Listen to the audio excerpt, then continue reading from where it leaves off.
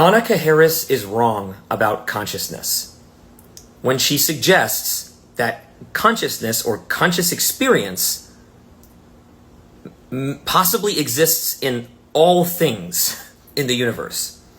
It's sort of this weird human-centric extrapolation error, because she's saying, well, if consciousness is so foundational to our experience or to us as humans, maybe it's foundational to everything, right? And it was interesting to hear her being interviewed by her husband, Sam, and they were talking or whatever, and she said, I don't know what the fundamental nature of reality is. I could just be a brain in a vat, but I do know that there's something there. And then Sam kind of jumps in and says, yes, something is happening and it's being experienced. That's what we kind of know at a baseline minimum.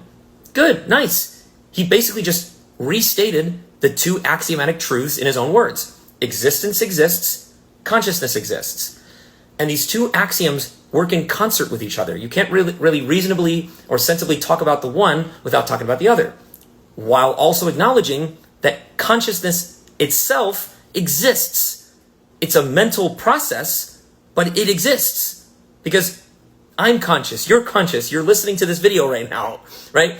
And again, if this is something you try to deny, then turn off your phone and go live in the forest and don't talk about anything ever, right?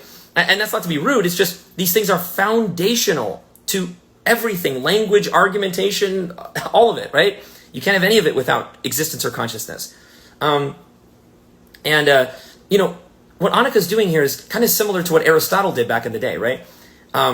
He kind of wasted his intellectual depth and rigor by going down this unnecessary rabbit hole of the prime mover, right? He said, we are in a universe of things that are in motion.